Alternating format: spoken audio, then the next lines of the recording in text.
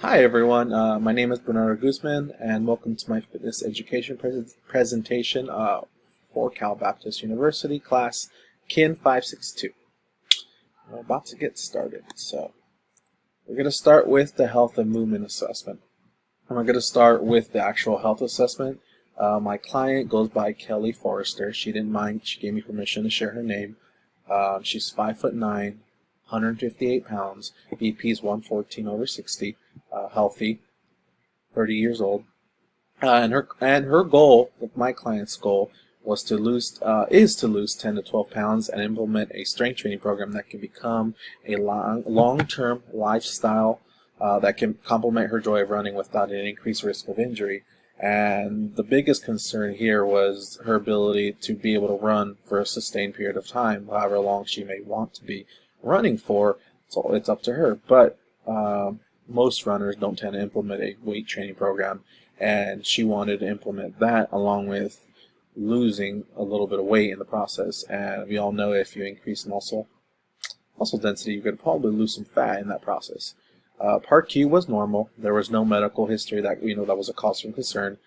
She had an ankle sprain that was maybe 10, 15 years ago.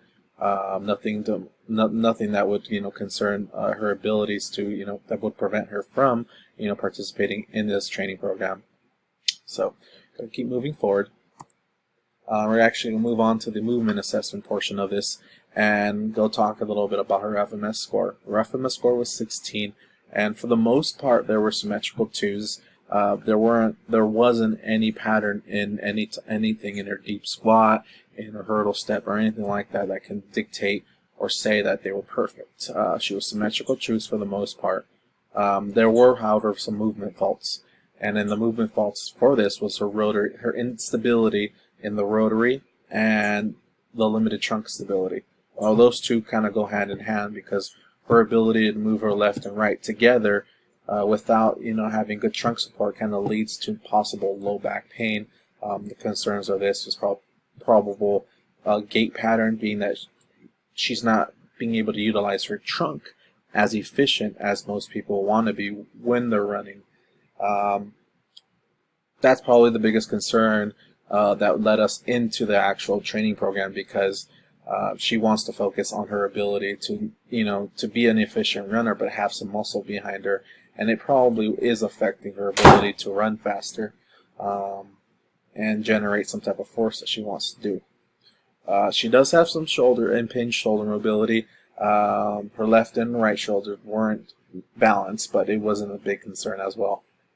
We're going to go into the periodization patterns, and again, the client's goal is to lose 10 to 12 pounds while implementing a strength training program. And again, she wants to be able to complement this with her running as she prepares for a few marathons that are coming up in the next couple of months.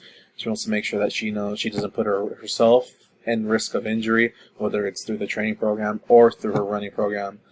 She's trying to find a balance, and as we all know in this profession, everyone wants to find the best balance that they can do, whether it's cross training or healthy lifestyle, basically everything that you can think of. She's trying to get help from me.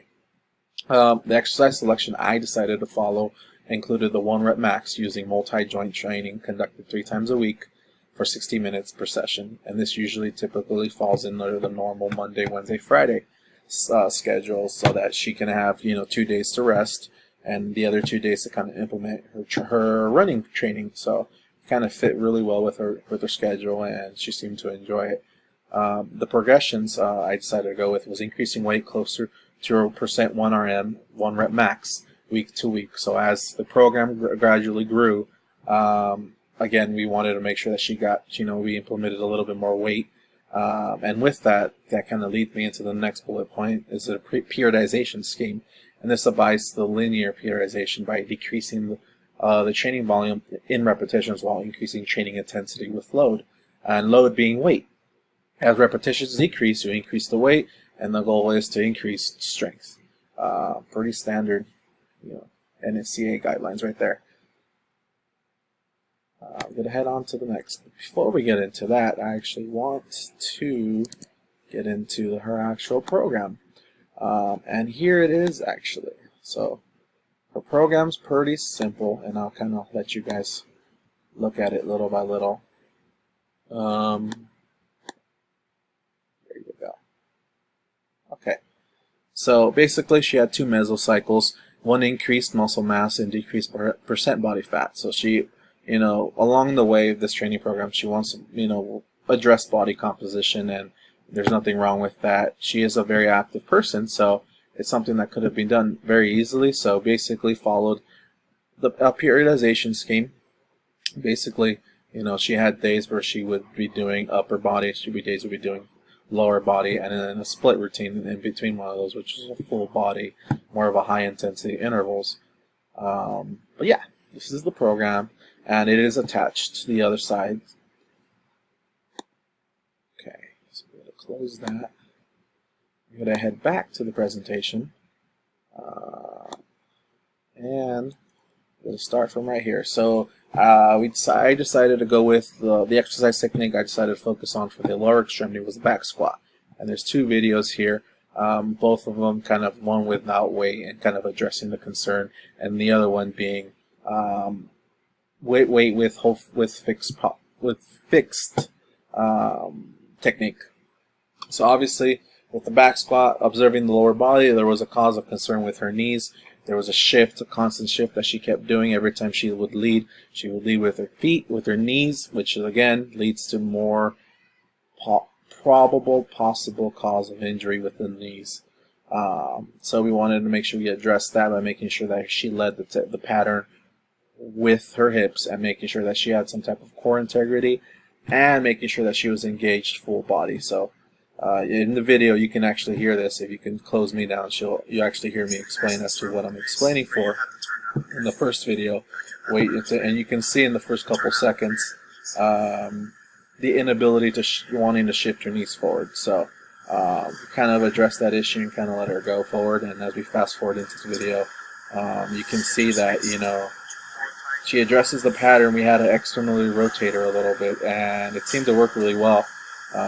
Again, she was a runner. She's always been a runner, but never implemented a true strength training program, and I think she really enjoyed it. And as we moved forward into the actual program, she saw the benefits of it. Decided to go into the upper extremity. I decided to focus on the squat press, and the difficulty in that exercise, its ability to drive through the feet while maintaining core stability. And if you go back to her movement screening, that trunk stability is one of the biggest concerns, along with rotary stability. So we aren't addressing the rotary stability here, but I decided to address the trunk stability because the biggest concern for almost everyone here is the lack of trunk stability. In most cases, in most patients and clients, core integrity is usually lost first, which is the first broken chain, which leads to the other parts of the body compensating for itself. So the difficulty was was elbow drive. We wanted to focus on elbow drive to the shoulder, making sure that she wasn't driving, just using her shoulders as the main primary source mover, but at the same time actually using her hips and loading her hips and her lower body, connecting it with the upper body. And you can see that here. You can see that in the videos as we're playing this. She kind of looks and she wants to make sure that that we sit back into our hips, and she engages her core, she engages her inner and outer thighs, and she did a good job at it. So we're going to move on to the next portion, and we're actually going to talk about the application and faith integration. So as far as the future career plans, as far as what I learned throughout this process, I've been doing it for a while, but I thought it was really cool to kind of actually see the whole process and actually follow through a whole, writing it down and kind of actually having someone look at my work as I programmed it and as I actually implemented implementations from readings and all that, because we forget as professionals sometimes to do the little steps. And going forward, I think it's something really cool that I can focus on, and continuing honing in on my craft and connecting research with that. I enjoyed it a lot, so it's something that I hope to keep on improving. And I don't know everything, and so I can hope to keep learning from this.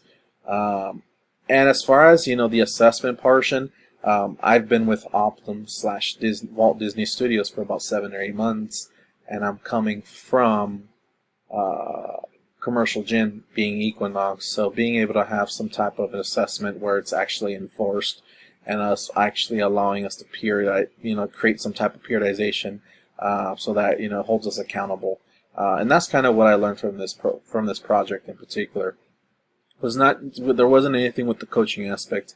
I feel like I've been training for a sufficient period of time that coaching habits, motor learning, motor teaching, and kind of all that's kind of come in my way. But yeah, the accountability portion and making sure that I'm accountable for my clients. And we go to end with here the biblical references. And again, this was probably the hardest part. I'm not the biggest person in reading the Bible, and I do apologize for that. But I found 3 sayings, and I'll reiterate them a little bit here. Proverbs 14:30: a tranquil heart gives life to the flesh, but envy makes the bones rot. And that's kind of pretty self-explanatory. Be true with yourself. Don't really worry about what other people have or have not, and don't be jealous. Appreciate what you have in life. Timothy 4:8: for while bodily training is of some value, godliness of the values of every way, as holds promise for the present life and also for the life to come. Again, hold value to what we have now, and also for the life, for the unexpected, and that pertains to the future. And appreciate what you have, appreciate now, because the future is unwritten still. John 1-2: beloved, I pray that all may go well with you, and that you may go in good health as it goes well with your soul. And that's just pretty much, I think, it's pretty much self-explanatory, as hope everyone stays healthy, hope you're in good health, and not just physically, not just mentally, but spiritually. And combining all 3 will lead to positivity in life. And that's about it. That is my presentation. I really hope you guys have some references here. Again, attached to this is the presentation for the Excel sheet for that. I thank you again, and have a good day.